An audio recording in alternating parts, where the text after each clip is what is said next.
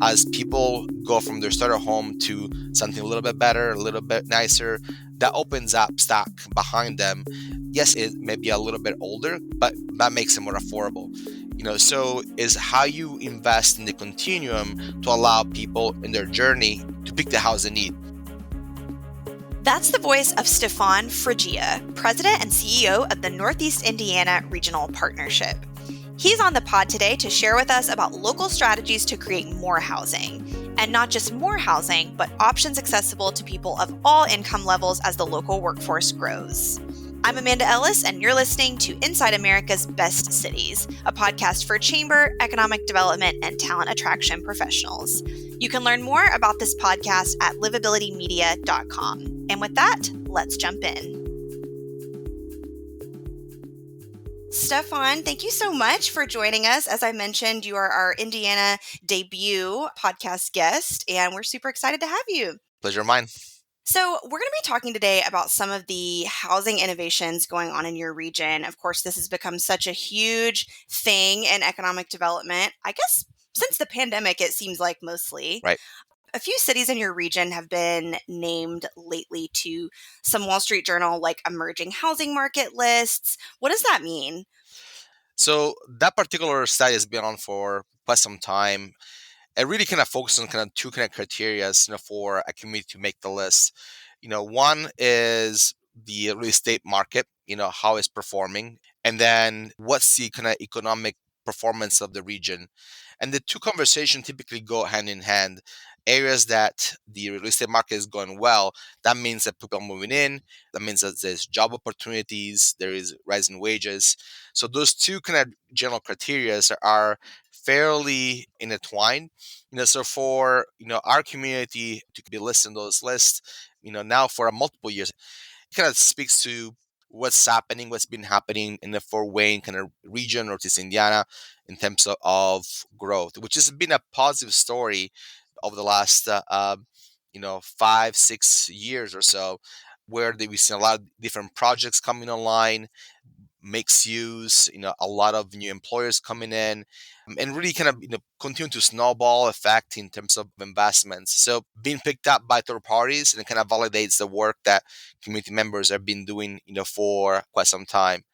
Nevertheless, though, this is a number one topic, for us in the region. It's good to be recognized. The speaks to a secondary composition to that discussion, which is supply demand. So the more people talk about you, then hopefully what we want people to be curious about the region. And then if all the other aspects come into play, then those individuals could become home buyers, depending on what they're pursuing. So we go back to a drawing board. Okay, so what are we doing on the supply side? Because if the supply stays low, and that means our cost is going to go up, and then you're going to become less affordable. So it's a funny little equation, in balancing act that we have to maintain. So a lot of leadership, not just in Fort Wayne but across 11 county, has been looking at that the supply side of housing, not just housing for executives, but all the way down to affordable homes, for people perhaps are just getting started in their careers. Yeah. So tell us more about what's happening to create not only more housing, but more affordable housing in those areas we've talked about. Yeah, what we're trying to do is, because we have a large variety of needs, from executive homes, to, like I said, and affordability, is what do we play and how do we make it easier ultimately for the market to perform better? There is several programs, that even the state supports, and even the federal government, supports, for affordable. But those are, certain type of housing options that oftentimes the community at large doesn't understand well, and they associate affordability with people that can't really afford anything, and then they bring online, thoughts and associations of ideas about what the type of people they're actually, coming to the neighborhood. And so you got, NIMBism that comes into place. That's It's not true, but people come to their own conclusion. What we're trying to figure out ultimately is we're focusing on market rate. Our job in economic development, as a community wants to grow, is to kind of bring jobs that pay a higher than median wage. So we're gonna hit into the market, because if the market rate performs, as people go from their starter home to something a little bit better, a little bit nicer, that opens up stock behind them. Yes, it may be a little bit older, but that makes it more affordable. So is how you invest in the continuum to allow people in their journey to pick the house they need. And that goes all the way to senior housing. As a family, right, they had their kids, they're ready to downsize. Where do they go? If I have a home for them to move into that fits their active senior lifestyle, that means that, home that was used to raising a family, that become a home for a new family to come in. But if I don't have any senior living, then they're stuck. And that means that house is underutilized for the full potential, right? So you could see every stage of our life has to be met with proper housing, whether it's rental, multifamily, condos.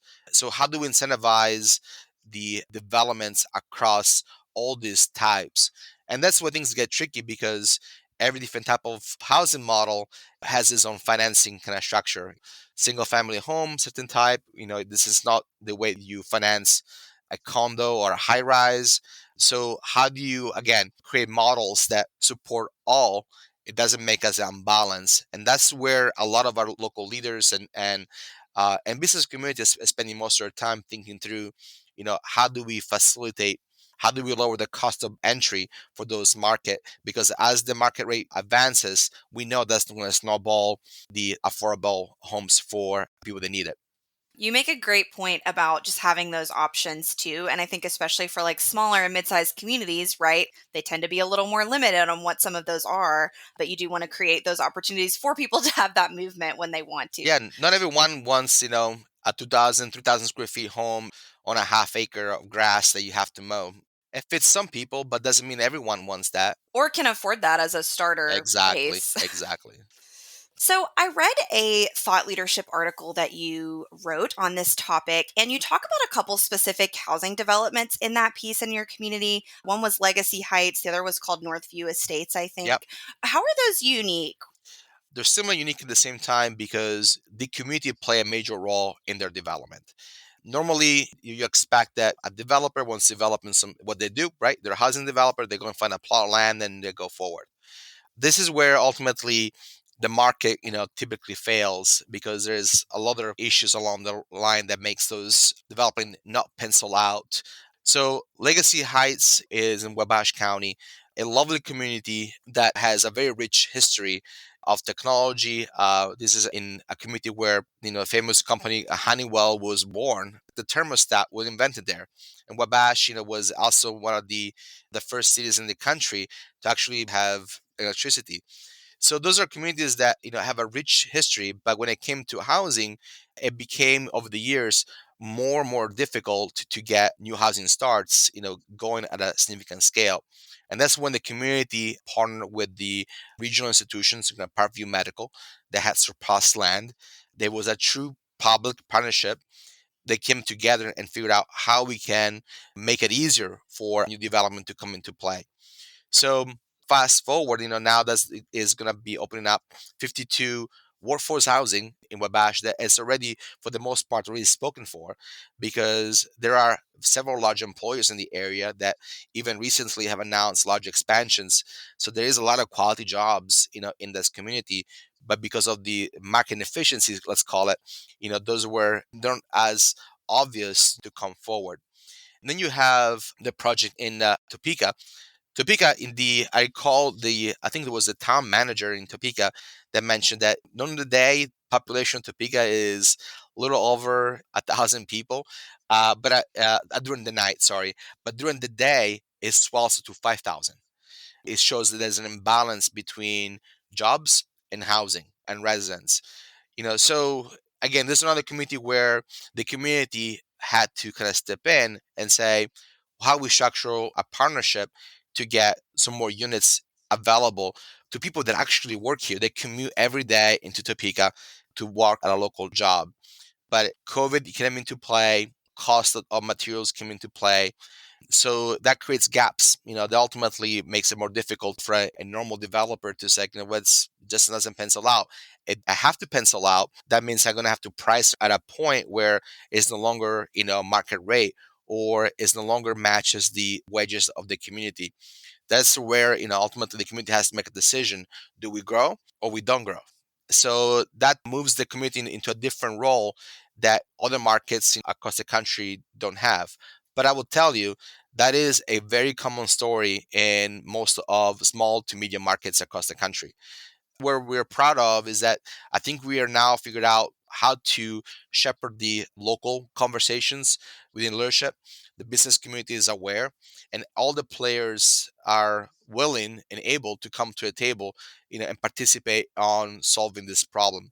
So our hope is that as we go through the next couple of years on developing specific projects, smaller communities will learn new tricks on how to address housing.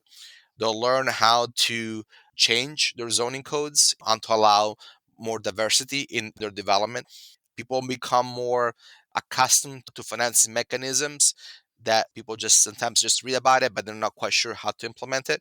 So it's a large kind of learning process on how to. But once you get through that how to piece, then we expect the market to and developers to perform, because now they should be shown the way. But we always going to be continuing to watch, because who knows what's going to happen. And Yeah, I love the intentionality around everything you're doing. And you're right, like a lot of the issues in our field, it's not like you can fix it in 2 days and move on. right, I wish. Yeah, I wish that would make things a lot easier, wouldn't That would. it? So, your region received $30 million earlier this year, I was reading, to Yep. help with addressing some of what we're talking about and also just general town attraction overall. Can you talk more about that and some of the planned allocation and priorities there, how that ties into what we've already been talking about? Yeah, so I would say Northeast Indiana, when you look at holistically across the state, as of the last kind of 20 years, I have developed a reputation of thinking proactively in partnership building. So main region across the state look at Northeast as a model on how we've been doing things. So a few years back, the local group again, of elected officials decided they want to take a one step forward in terms of how do we advance the community. And at the end of the day, it boils down to have a strategic plan and have resources. So as I freshly came into this community, and I'm just about now entering into my third year, I was handed down the second. Okay, you're going to be part of this commission called the Northeast Indiana Strategic Development Commission. Okay, what is it and how we can use it best? So we went through a year-long process of developing in a 5-year strategic plan on how do we advance the community from, again, population growth, so talent attractions, make sure that the people that are either here or coming here have the skill sets they need to meet the needs of our industry. And the third piece, of course, kind of housing. You need rooftops for all these people that you want to keep and attract. So we developed a plan, the 5-year plan, and then we went to legislature and said, "Would you please fund this plan? We have the right partnership, the right thoughts, and we're willing to take some risks to kind of advance the community forward." So we got fortunate to get what we asked for. And so now we're in the process of going through the plan, having additional conversation with stakeholders across the region about this is a 5-year plan. Obviously, we have funding for two. Which strategy, which tactic we want to, advance that will show the legislature that we're going to be good stewards of those dollars. We're going to hit the ROI and we hit the key performance metrics that we said we would. So far we haven't dispersed any dollars, but we focus on the process because there's a lot of needs across the categories. So this $30 million, it's not going to be a silver bullet for all things we want to do, but it's designed really to get pilots going, validate the business models for these initiatives, get some of those the running start they need, and make sure that they reach a sustainable point so that they don't need always public interventions or grants from foundation to become sustainable and stable. So this is really what those dollars will do. But also the state is taking a similar tactic. Governor Holcomb a couple years ago announced the first Ready program that was $500 million. It was ARPA dollar, federal dollars that he turned around and gave it to the regions and to communities. Like, what would you do with these dollars? Our region, was allocated 50 million, and out of that 50, we developed matches, and so we have $530 million of projects that are in progress right now. So we see ready foundations, specific allocations. All those projects, are they're all kind of nipping at the same issues from different angles. So our role in economic development is to make sure we optimize those funding opportunities, those ideas, to switch through the good ones and the ones that need some refinement, give them some advice. Most of the ideas that we've seen so far, they're not bad. They just need a little more, refinement, and they'll get there.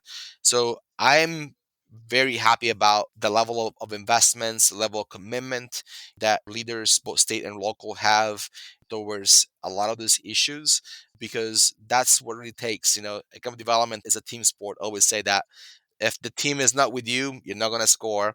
You're basically just going to sit down, cry in the middle of the field, because you can't do it. You can't move forward without having everyone be willing to chip in. Yeah.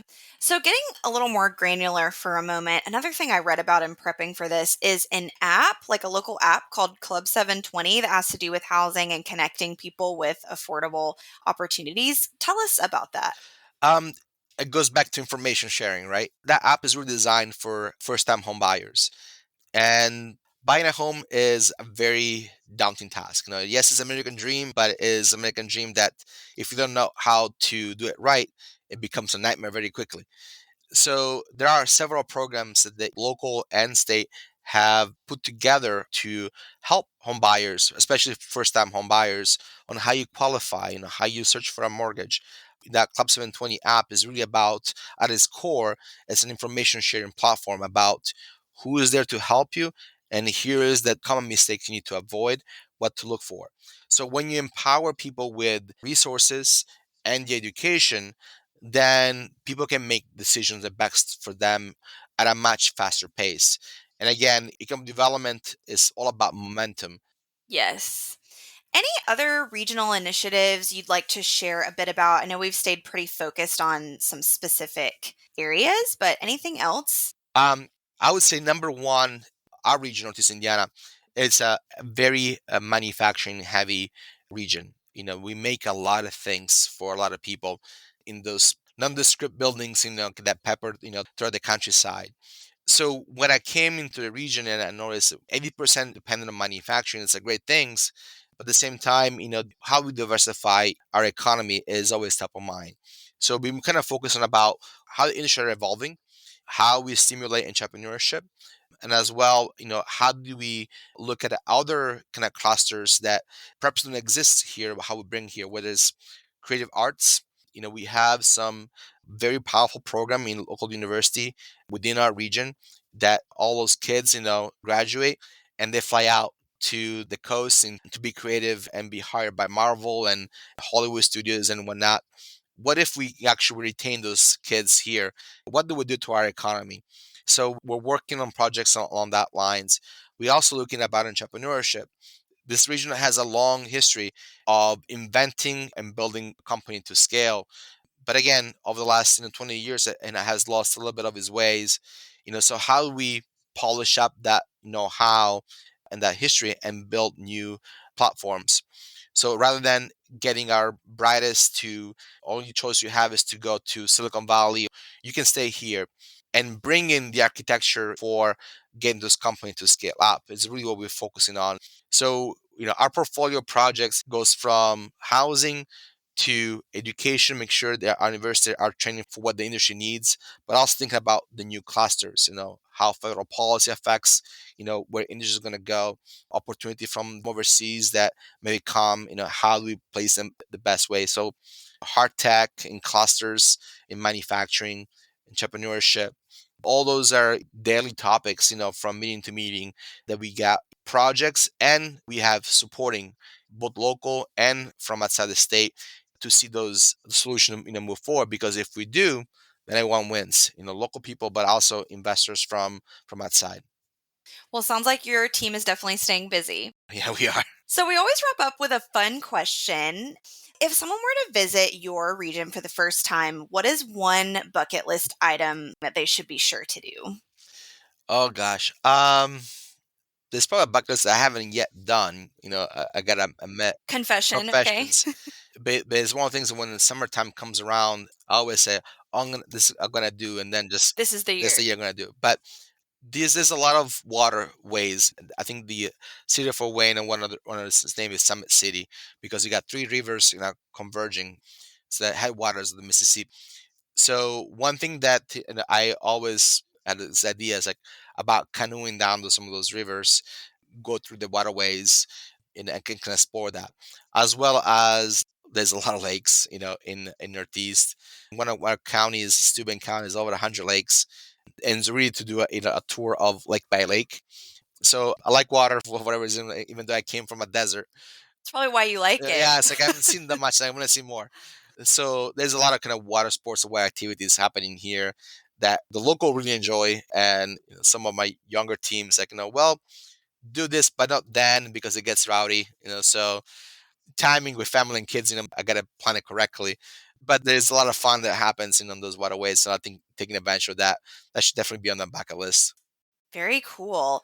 Well, thank you so much for joining us today. Clearly, there's so much positive momentum in your region, and I really appreciate you taking a few minutes to share some of what's happening. Well, thank you for the opportunity, Amanda.